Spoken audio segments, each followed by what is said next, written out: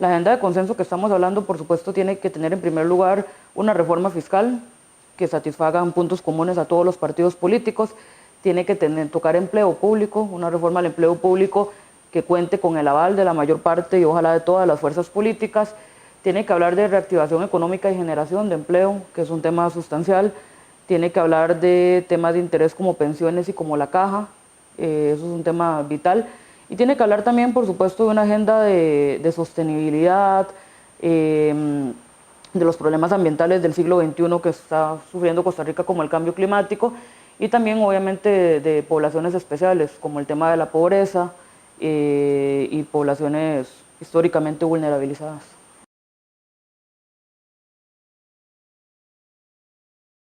Habría que ver cómo funcionan las negociaciones, pero en un tema fiscal, por ejemplo, no se puede ceder. Obviamente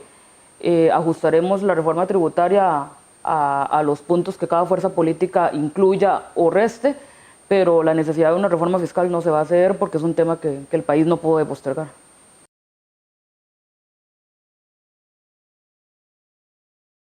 No, implica mucho diálogo, pero lo que todos los sectores y todas las fuerzas políticas tienen que entender es que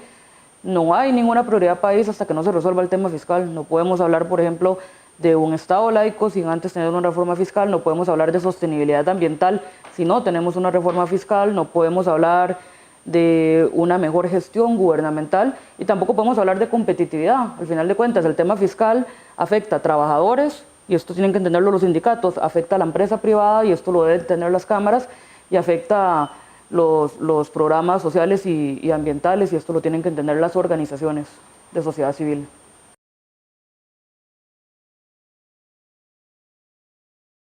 Ciertamente hay que hacer una tarea explicándole a la gente para qué son los impuestos. Costa Rica tiene